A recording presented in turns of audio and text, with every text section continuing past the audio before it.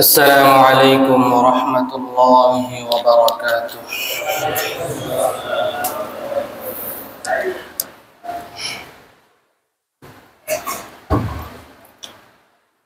الحمد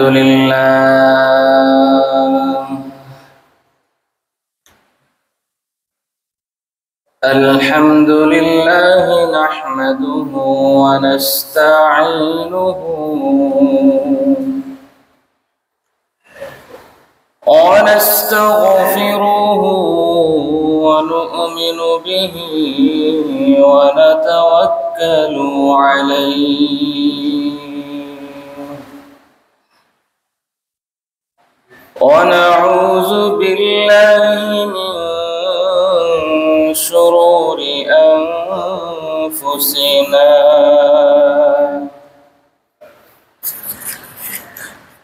ومن سيئات أعمالنا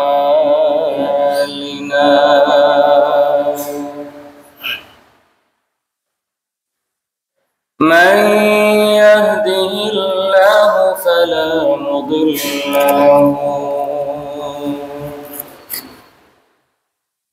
ومن يضلله فلا هادي له ونشهد أن لا إله إلا الله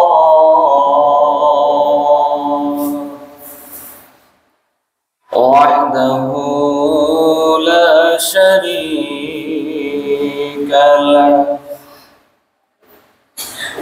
ونشهد أن سيدنا وسندنا وحبيب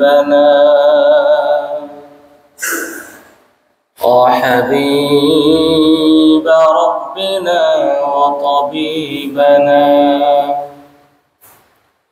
وطبيب قلوبنا وأولانا ومولانا محمدا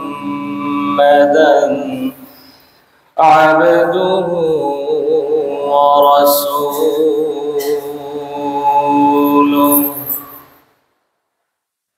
صلى الله تعالى عليه وعلى آله وأصحابه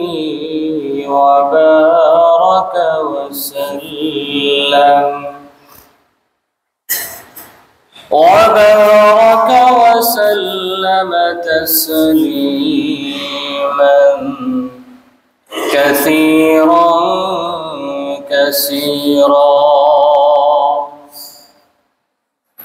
الذي أرسله الله تعالى بالحق إلى كافة الناس بشيرا ونذيرا وداعيا إلى الله بإذنه وسراجا منيرا أما بعد فقد قال الله تبارك وتعالى في كلامه المجيد وفرقانه الحميد زبان খুলে সবাই পড়ি أعوذ بالله من الشيطان الرجيم بسم الله الرحمن الرحيم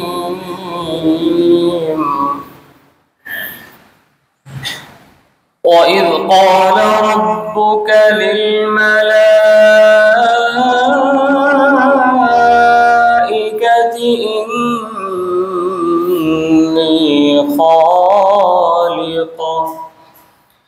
إني خالق بشرا من صلصال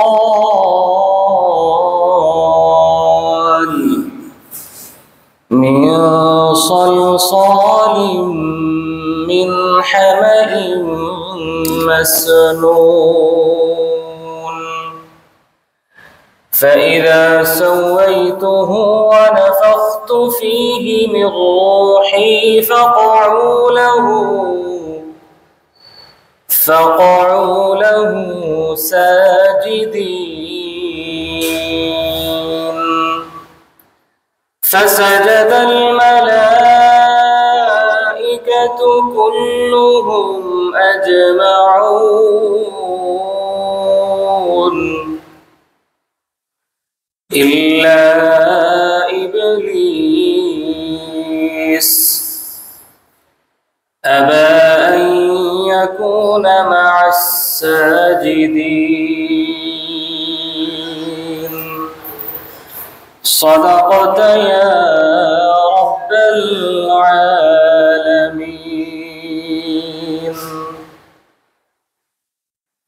محبة الشهادة شفاهي در الشريف اللهم صل على محمد وعلى آل محمد كما صليت على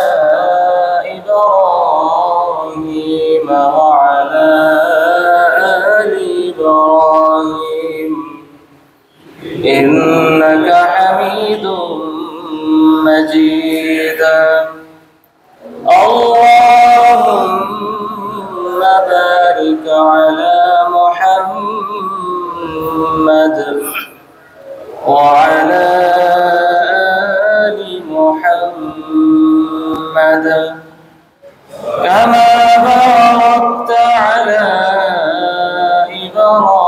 إبراهيم وعلى آل إبراهيم إنك حميد مجيد মুআজ্জাজ মুহতারাম সম্মানিত মুসল্লিয়ানে কেরাম মহান আল্লাহ রব্বুল আলামিন আমাদেরকে আজকের এই পবিত্র জুমাবার দিনে জুমার নামাজ জামাতের সাথে আদায় করার জন্য তার ঘর মসজিদে আসার তৌফিক দান করেছেন এজন্য সবাই মন প্রাণ খুলে সেই রবের শাহী দরবারে অন্তরের অন্তঃস্থল থেকে উঁচা আওয়াজে শুকরিয়া আদায় করি আলহামদুলিল্লাহ।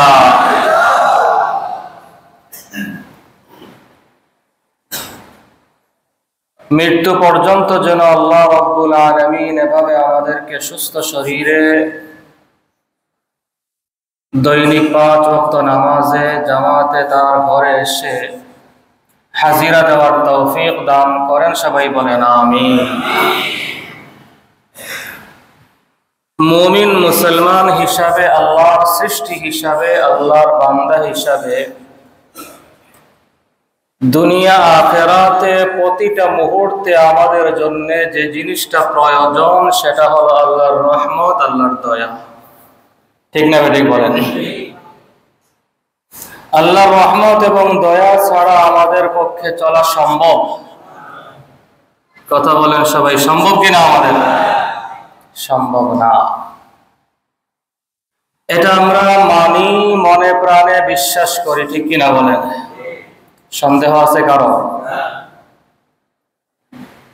কিন্তু দৈনন্দিন জীবনে আমাদের কিছু কাজ, কিছু কর্ম, কিছু আচার আচরণ এমন রয়েছে যেগুলোর মাধ্যমে আল্লাহর রহমত আমাদের থেকে চিরদিনের জন্য বিচ্ছিন্ন হয়ে যায়। যে সমস্ত কর্মকাণ্ডগুলোর কারণে আমরা আল্লাহর রহমত থেকে বঞ্চিত হয়ে যাই। যে সমস্ত কর্মকাণ্ডগুলোর কারণে আল্লাহর রহমতের পরিবর্তে বান্দার জন্য আল্লাহর পক্ষ থেকে লানতের ফয়সালা হয়। সবাই বলি নাউযুবিল্লাহ। যে সমস্ত কর্মকাণ্ডগুলোর কারণে আমাদের জন্য আল্লাহর রহমতের পরিবর্তে কিসের ফয়সালা হয় বলেন? কথা বলি সবাই, কিসের ফয়সালা হয় বলেন? লানতের ফয়সালা হয়, অভিশাপের ফয়সালা হয়। আল্লাহর রহমত থেকে আমরা বঞ্চিত হয়ে যাই। কিন্তু আমাদের মনে প্রাণে চাওয়া হলো আমরা যেন আল্লাহর রহমত পাই, এবং আল্লাহর রহমত ছাড়া আমাদের কোনো উপায়ও নাই। কিন্তু কর্মকাণ্ড কিছু আমরা এমন করি যেগুলোর কারণে রহমত আসা বন্ধ হয়ে যায়, যেগুলোর কারণে রহমত থেকে আমরা বঞ্চিত হই, যেগুলোর কারণে আল্লাহর লানতের অভিশাপের পাত্র আমরা হয়ে যাই। সেই কর্মকাণ্ডগুলো, সেই আচার আচরণগুলো সম্পর্কে আমাদের জানা দরকার আছে কিনা বলেন? কথা বলেন সবাই, আওয়াজ করে, দরকার আছে কিনা আমাদের জানা? হ্যাঁ।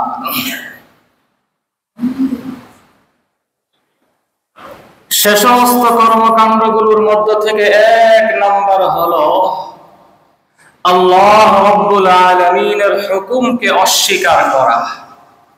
আল্লাহর হুকুমকে, জোরে বলি সবাই, এক নাম্বার কি বলেন? আল্লাহর হুকুমকে অস্বীকার করা। এক নাম্বার হলো আল্লাহর হুকুমকে অস্বীকার করা। আমাদের প্রশ্ন হতে পারে, মুমিন হিসাবে, মুসলমান হিসাবে তো আমরা আল্লাহর হুকুমকে অস্বীকার করি না, ঠিক কিনা বলেন?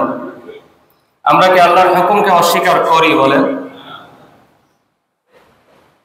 জুমার নামাজে আসা এটা আল্লাহর হুকুম, আমরা কি এটাকে অস্বীকার করি? ফরজ নামাজে হাজির হওয়া আল্লাহর হুকুম, আমরা কি এটাকে অস্বীকার করি বলেন? তাহলে এই কথাটা কেন? প্রশ্ন হয় কিনা বলেন? আল্লাহ রাব্বুল আলামিনের হুকুমকে অস্বীকার করা দুই রকম। এক হলো প্রকাশ্য জবানের মাধ্যমে অস্বীকার করা, এদেরকে বলা হয় কাফির। মুখে, জবানে স্পষ্ট ভাবে আল্লাহর হুকুমকে যারা অস্বীকার করে তাদেরকে বলা হয় কাফের। এটা হলো আল্লাহর হুকুমকে অস্বীকার করার এক নাম্বার সূরত। স্পষ্ট ভাবে না, এটা আল্লাহর হুকুম, আমি মানব না, আমি পালন করব না, আমি মানি না। আল্লাহ রাব্বুল আলামিন আমাদেরকে মাফ করেন, সবাই বলেন আমিন।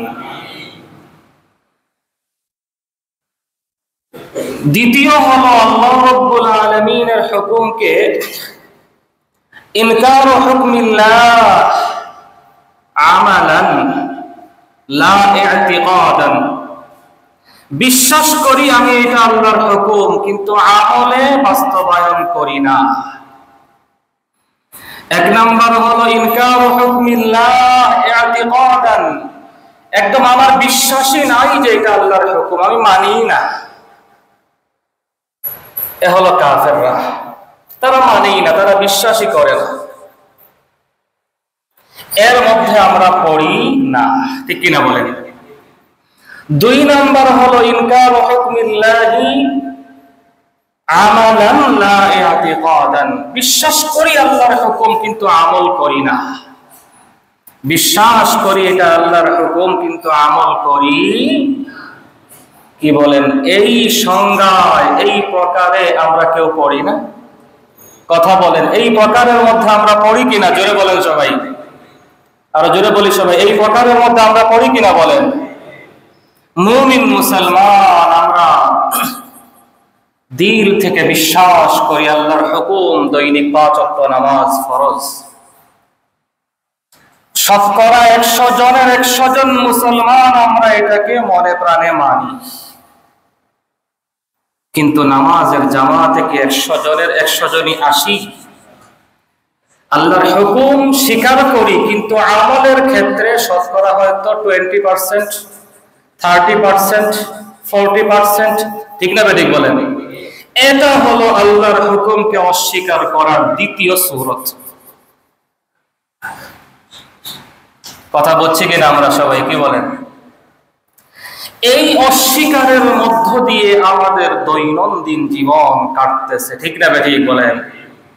এজন্য বলছি, প্রথম ব্যাখ্যা আমাদের কাছে এটা একটু কেমন কেমন লাগতে পারে যে ওটা তো আমরা কেউ করি না, কিন্তু দ্বিতীয় ব্যাখ্যার মধ্যে আমরা সবাই শামিল, ঠিক না ঠিক বলেন?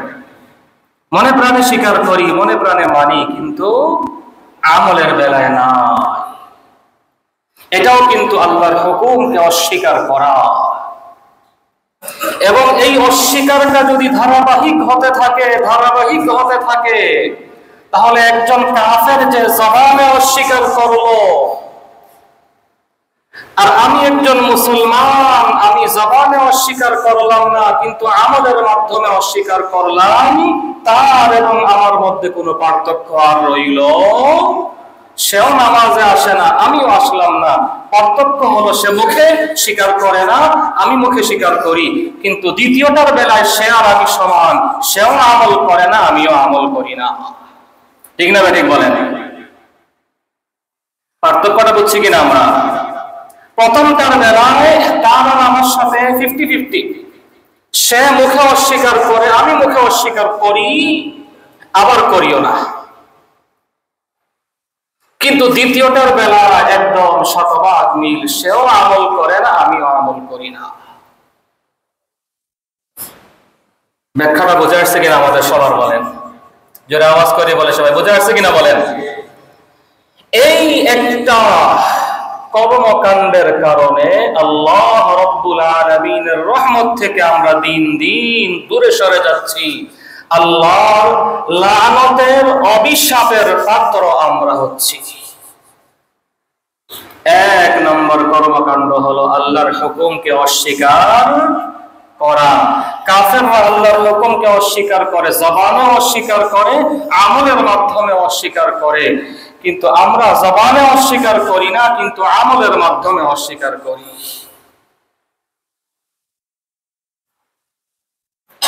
এই যে কর্মকাণ্ডটা মুমিন মুসলমান হিসাবে, কি বলেন, বৎসরে 2-1 বার এরকম আমাদের হয় নাকি প্রতিদিন প্রতিনিয়ত হচ্ছে? বলেন,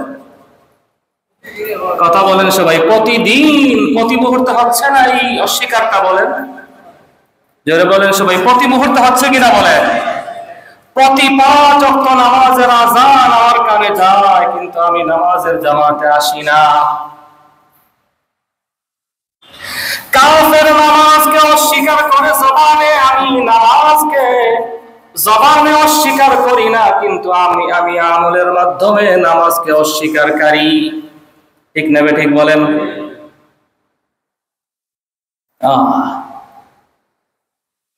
আল্লাহর ফরজ হুকুম আমার কানে আসতেছে, আমি জবান দিয়ে অস্বীকার করতেছি না, কিন্তু আমি আমলের মাধ্যমে অস্বীকার করতেছি। আল্লাহর রহমত থেকে আমি দূরে সরে যাচ্ছি, আল্লাহ রাব্বুল আলামিনের লানতের অভিশাপের পাত্র আমি হয়ে যাচ্ছি। চিরস্থায়ী অভিশাপের পাত্র আমি হলাম। কোরআনে কারীমের সূরা হিজর আয়াত নাম্বার 28 থেকে 35, একাধিক সূরায় আল্লাহ রাব্বুল আলামিন এই ঘটনাটা নিয়ে আলোচনা করেছেন।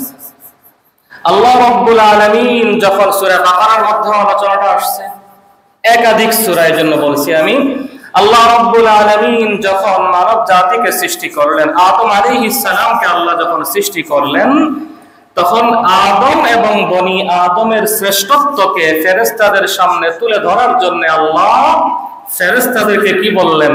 উসজুদু লি আদম, তোমরা আদমকে সিজদা করো, ঠিক না বলেন? আল্লাহ রাব্বুল আলামিন সূরা হিজরের মধ্যে বলেন, ওয়া ইযা ক্বালা রাব্বুকা লিল মালাইকাতি ইন্নী খালিকুম বাশারাম মিন সলসালিম মিন হামাইম মাসনুন। লম্বা আলোচনা।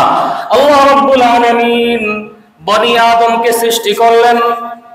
আদম আলাইহিস সালাতু ওয়াস সালামকে আল্লাহ রাব্বুল আলামিন সৃষ্টি করলেন। সৃষ্টি করার পরে ফেরেশতাদেরকে আল্লাহ হুকুম দিলেন, উসজুদু লি আদম, তোমরা আমার সৃষ্টি আদমকে সবাই মিলে সিজদা করো। রব্বুল আলামিন বলেন, ফাসাজাদাল মালাইকাতু কুল্লুহুম আজমাউন।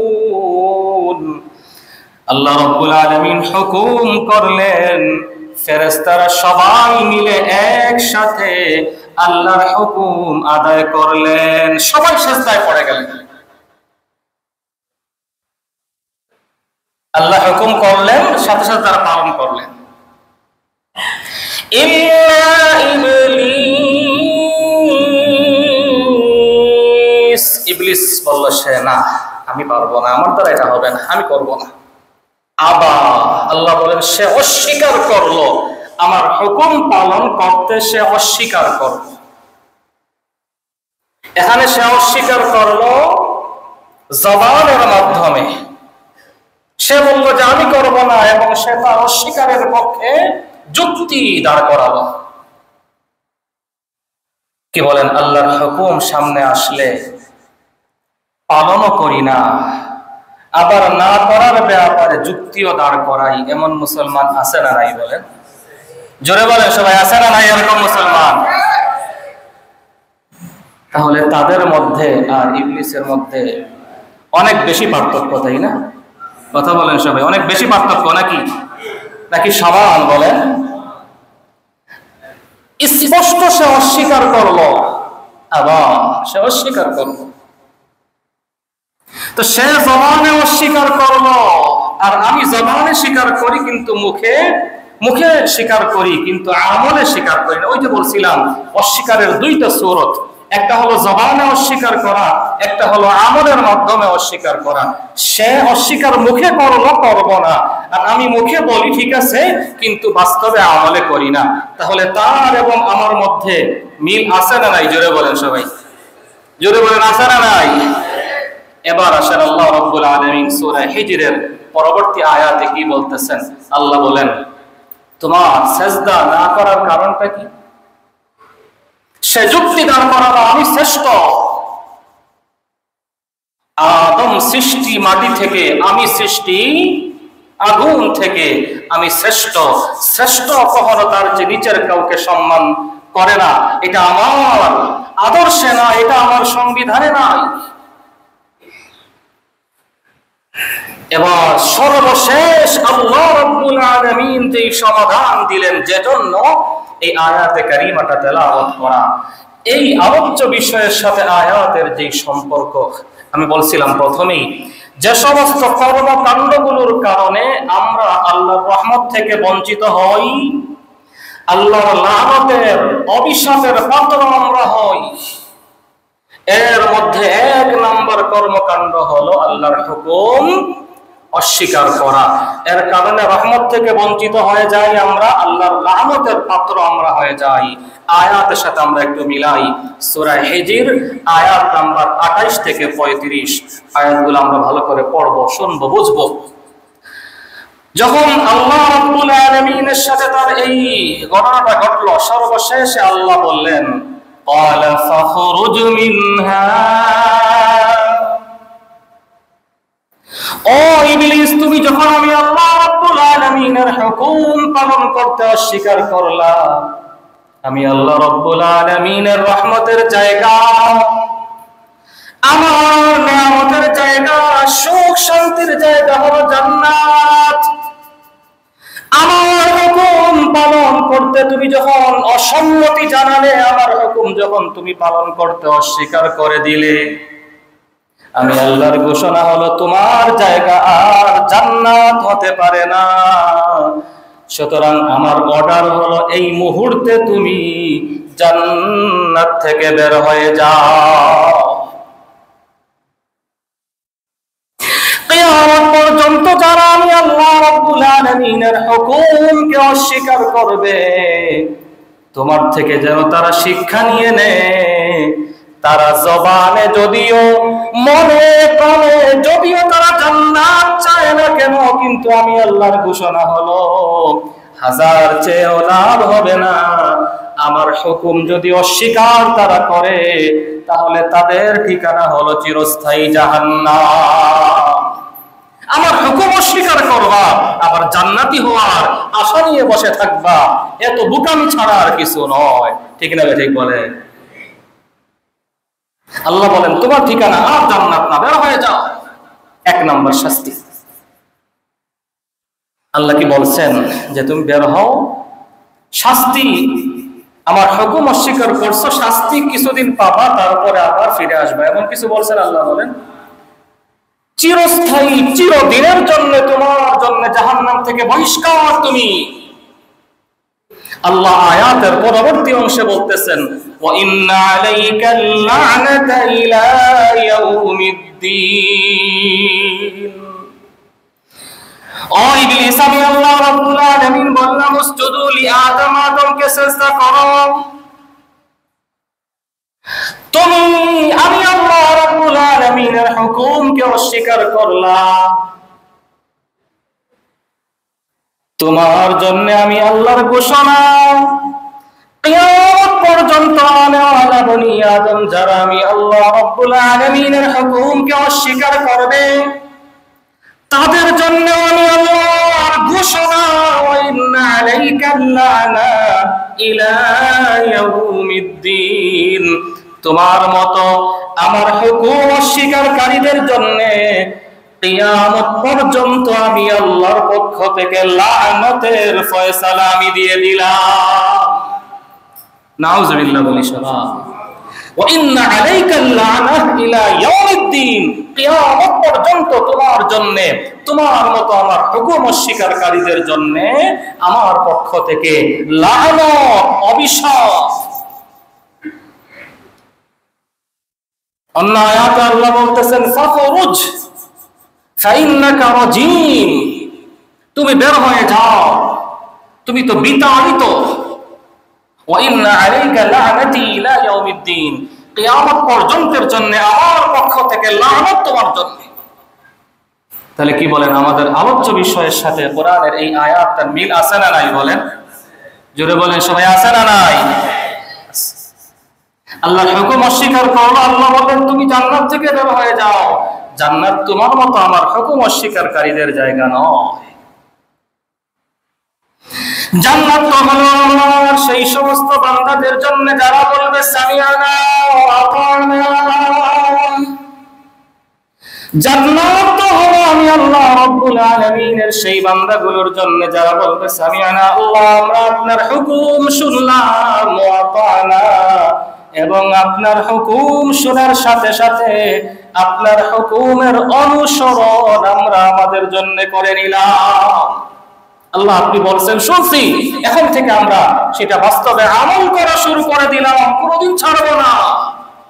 আল্লাহ যদি কখনো আমাদের দ্বারা আপনার হুকুম লঙ্ঘন হয়ে যায়, না চাওয়া সত্ত্বেও, গফরানাকা রাব্বানা, আল্লাহ অগ্রিম আপনার কাছে ক্ষমা চেয়ে নিলাম।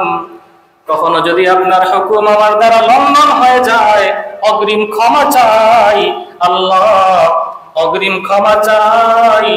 আমাকে আপনি শাস্তির সম্মুখীন করিয়েন না, বরং দয়ার মায়া করে আমার জীবনের গুনাহগুলোকে আপনি মাফ করে দিয়ে অগ্রিম ক্ষমা চেয়ে নিলাম আল্লাহ। রব্বানা লা তুআখিযনা ইন নাসিনা আও আখতা'না, আল্লাহ ইচ্ছাকৃত ভুল করে যদি ফেলি, অনিচ্ছাকৃত ভুলও যদি করে ফেলি, আল্লাহ আমাকে আপনি ধরাশয়ী করিয়েন না, পাকড়াও করিয়েন না। তাদের জন্য জান্নাত, ভুল ক্ষমা তাদের জন্য। ইন্নামাত তাওবাতু আলাল্লাহ লিল্লাযীনা ইয়া'মালুনা আস-সুআ বিজাহালা, রব বলেন আমি আল্লাহ তো আমার সেই বান্দাগুলোর তওবা কবুল করি সেই বান্দাগুলোর ভুল আমি আল্লাহ কবুল করি, মাফ করে দেই। আল্লাযীনা ইয়া'মালুনা আস-সু'a বিজাহালা, যারা ভুল ক্রমে ভুল করে ফেলে, ভুলে গুনাহ করে ফেলে, ইচ্ছাকৃত করে না। আল্লাহ বলেন তাদের ভুলই তো আমি আল্লাহ ক্ষমা করি,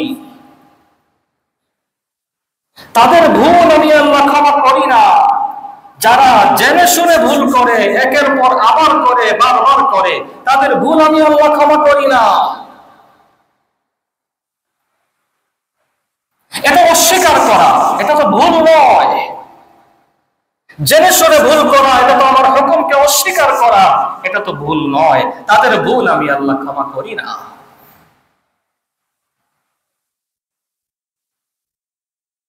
মুহতারাম মুসল্লিয়ান কিরাম, আল্লাহ রাব্বুল আলামিনের হুকুম অস্বীকারী হিসেবে দৈনন্দিন আমরা তার রহমত থেকে বঞ্চিত হচ্ছি, দৈনিক আমরা তার লানতের পাত্র হচ্ছি।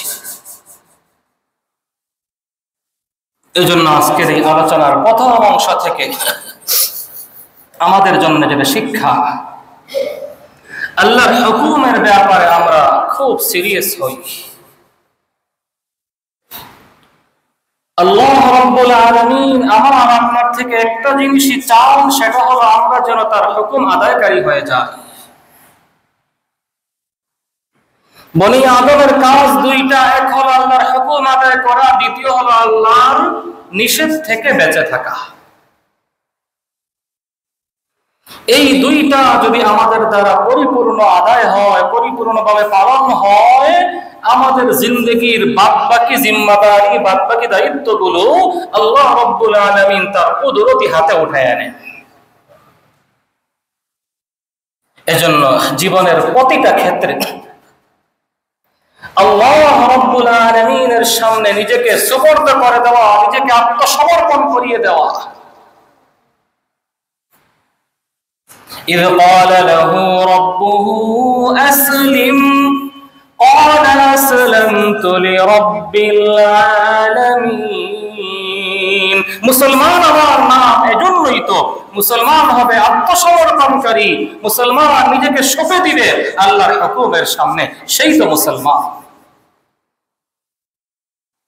إذ قال له ربه أسلم, যখন তার রব তাকে বললেন তুমি আত্মসমর্পণ করো, তখন তিনি বললেন আসলামতু লিরাব্বিল আলামিন, আমি রব্বুল আলামিনের সামনে আমার নিজেকে সঁপে দিলাম। হুয়া সাম্মাকুমুল মুসলিমিন, তিনি তো তোমাদের নামকরণ করেছেন মুসলমান বলে। মুসলমান তো হবে সে যে তার নিজেকে সঁপে দিবে আল্লাহর হুকুমের সামনে। আমার দ্বারা কতটুকু পালন হতে হবে, আমি কতটুকু পারতেছি না পারতেছি, এটা আমার দেখার বিষয় না, ওটা দেখার বিষয় আমার মাওলা। বরং আমার মাওলা এটা দেখবেন যে আমার বান্দা কতটুকু চেষ্টা করতেছে। আমি যদি চেষ্টা 1 গুণ করি, তাহলে বাকি 99 গুণ, বাকি 99টা স্থল আমার জন্য সহজ করে দিবেন কে বলেন? আল্লাহ। والذين جاهدوا فينا لنهدينهم سبلنا। রব্বুল আলামিন বলেন যারা আমি আল্লাহকে পাওয়ার জন্য আমার পথে, আমার রাস্তায় যারা চেষ্টা করবে, আমি আল্লাহর হুকুম হওয়ার সাথে সাথে হুকুম পালনের জন্য চেষ্টা করলো, তার তৌফিক আছে 2%, বাকি 98% তৌফিক আমি আল্লাহ তার ওই 2% চেষ্টা করার উসিলায় তাকে আমি দিয়ে দিব। তার কতটুকু নাই ওটা তার দেখার বিষয় নয়, সে 2% আছে ওইটা নিয়েই সে ঝাঁপিয়ে পড়বে, বাকি 98% তৌফিক তাকে আমি আল্লাহ দিয়ে দিব।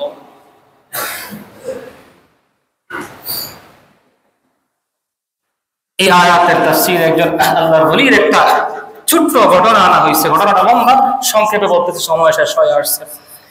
আয়াতের তাফসীরে আল্লাহর ওলির ওয়াকিয়া আনা হয়েছে। উনি বলতেছেন যে আমার মাওলা যদি আমাকে ডাক দেন, দেখে যদি তিনি আমাকে হুকুম দেন যে ও আমার বান্দা তোমাকে আমি আল্লাহ হুকুম দিলাম তুমি এই মুহূর্তে আসমানে চলে আসো। কি বলেন, এটা কি সম্ভব? এটা কি বান্দার জন্য 1% সম্ভব বলেন? আল্লাহর ওলি বলেন, আমি পৃথিবীর সর্বোচ্চ পাহাড়ে উঠে বলবো আল্লাহ এই পর্যন্ত আসা আমার জন্য সম্ভব ছিল, আমার তৌফিক ছিল। আল্লাহ আমি এতটুকু আসছি, বাকিটুকু আমাকে আপনার হুকুম আদায়ে আপনি তৌফিক দেন। বাকি আমার আর তৌফিক নাই, আমার আর ক্ষমতা নাই, বাকিটুকু আপনার হাতে। রব্বুল আলামিন বলবেন, ও বান্দা তুমি এতটুকু আসছো তো, বাকিটুকু আসার তৌফিক তোমার নাই, যাও বাকিটুকু আমি আল্লাহ তোমাকে আমার কুদরতি তৌফিকের মাধ্যমে উঠায় নিলাম। এটাই তো হলো আল্লাহর হুকুম আদায়ের নমুনা। কোরআনে কারীমের মধ্যে একটা সূরা, সূরা আদিয়াত, এই আদিয়াতের মধ্যে আল্লাহ রাব্বুল আলামিন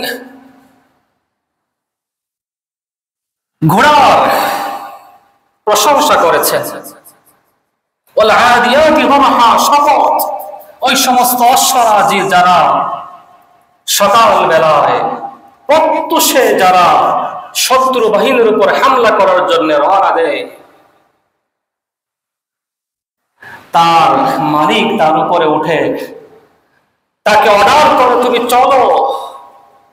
শীত বৃষ্টি রোদ কোনো দিকে সে তাকায় না, তার মালিক তাকে হুকুম দিয়েছে, সে মালিকের হুকুমে দৌড়ায়। ঠিক কিনা বলেন?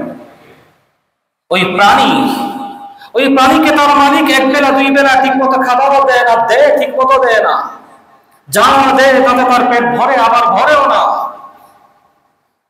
বেঁধে রাখে, কত কষ্ট দেয়। তবুও মালিক যখন ওই প্রাণীটার উপরে উঠে তাকে হুকুম দেয়, অর্ডার করে চলো, সে তার সর্বস্ব দিয়ে দৌড়ায়। আবার যখন বলে শত্রু বাহিনীর বিশাল বড় কাফেলার ভিতরে ঢুকে হামলা করা শুরু করো, সে তাকায় না সেদিকে।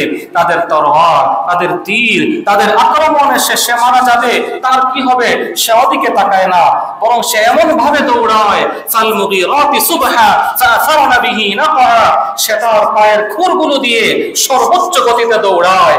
তার পায়ের খুরগুলোর দৌড়ানোর মাধ্যমে সে জমিন থেকে ধুলা উড়ায়, তার মালিকের হুকুম সে শতভাগ পালন করে। আল্লাহ আয়াতের পরবর্তী অংশে বলতেছেন, ইন্নাল ইনসানা লিরাব্বিহি লাকানুদ, কিন্তু ও মানুষ একটু তাকায় দেখো না, সেও তো আমার সৃষ্টি, তুমিও আমার সৃষ্টি। যে মালিক তাকে এক বেলা দুই বেলা খাবার দেয়, একটা অর্ডার করার সঙ্গে সঙ্গে সে দৌড়ানো শুরু করে।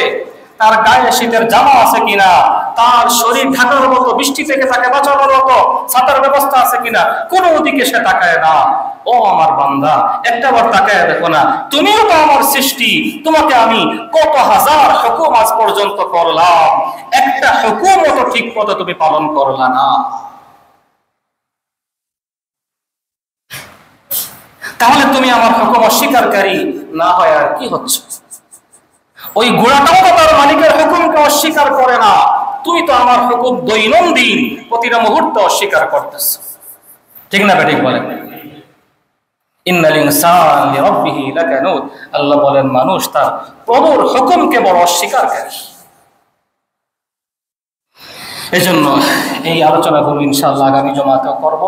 যে সমস্ত কারণগুলোতে আমরা দৈনন্দিন আল্লাহর হুকুম থেকে নিজেকে অস্বীকারী বানাচ্ছি, আমলের মাধ্যমে আল্লাহর রহমত থেকে বঞ্চিত হচ্ছি, আল্লাহর লানতের অভিশাপের পাত্র হচ্ছি, এক নম্বর কারণ ছিল আল্লাহর হুকুমকে অস্বীকার করা। জবানের মাধ্যমে আমরা অস্বীকার করি না, কিন্তু আমলের মাধ্যমে অস্বীকার করি। আল্লাহ রাব্বুল আলামিন আমাদের সবাইকে আজ থেকে আল্লাহর হুকুমের ব্যাপারে সিরিয়াস হওয়া, আল্লাহর হুকুমগুলো যথা সময়ে যথাযথভাবে আমার তৌফিক অনুযায়ী সর্বোচ্চটুকু দিয়ে আদায় করার তৌফিক আল্লাহ তাআলা আমাদেরকে মওত পর্যন্ত দান করেন। সবাই বলেন আমিন। ওয়া আখিরু দাওয়ানা আনিল হামদুলিল্লাহি রাব্বিল আলামিন।